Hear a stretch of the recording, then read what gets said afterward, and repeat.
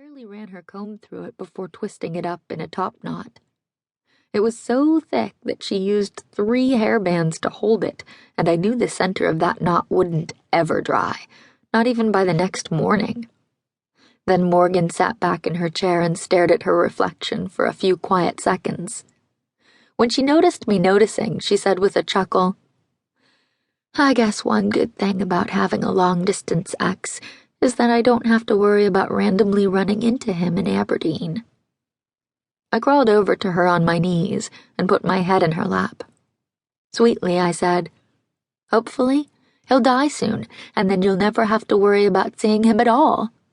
You should try praying for that the next time you go to church." Morgan gasped and pushed me on the shoulders, sending me backward onto the carpet. "Oh my God, Keeley, that's so wrong. How could you even say that?"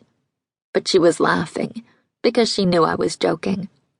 I was always saying crazy stuff like that, taking it too far.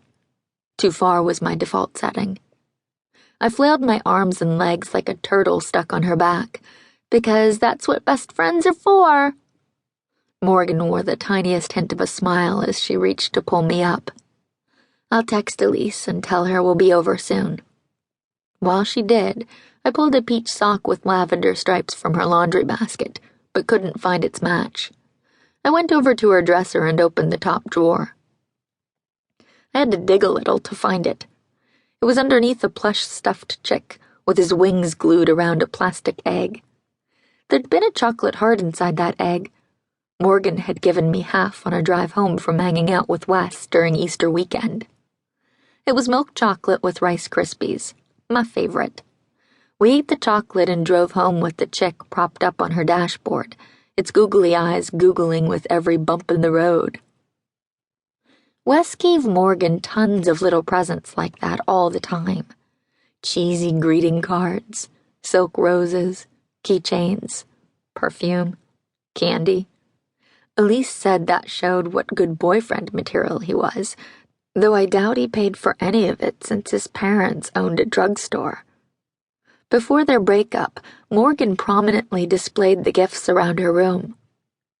When they disappeared, I assumed she'd thrown them away. But they were all there, crammed in the drawer. I lingered over them until Morgan chucked her phone aside. Then I quickly pushed the drawer shut. "Don't you think this is a huge overreaction?" Morgan said, half underneath her bed, reaching for her galoshes. I wasn't sure if she knew what I'd seen or not. I certainly wasn't going to say anything about it. "I mean, I get that it's supposed to be a crazy storm, but Levi asking Key Club to come out on a Sunday morning to stack sandbags seems crazy." I'd had the same thought myself. The river flooded at least a few times each spring, and even with the rain that had already fallen, it hadn't added up to anything disastrous. The people in town who lived closest to it knew to take certain precautions when it was supposed to storm, like parking their cars on higher ground and moving their patio furniture indoors. It was more annoying than dangerous. "Yep," I said. "And also, Levi didn't ask. He basically demanded.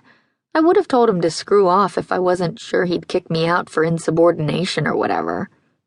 Our high school didn't have a ton of clubs, and so I needed to list Key Club on my college apps. I was even considering running for president next year because my guidance counselor said admissions tended to favor candidates who held leadership positions over kids who just listed a bunch of activities.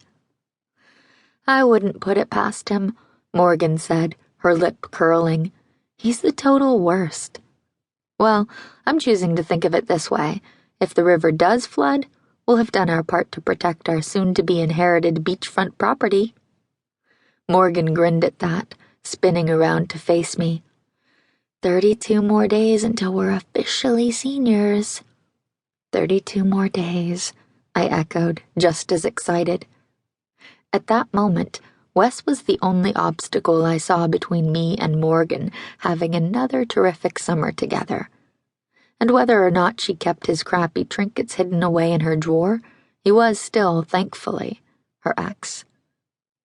Back in the old days, Aberdeen was primarily a countryside vacation destination for the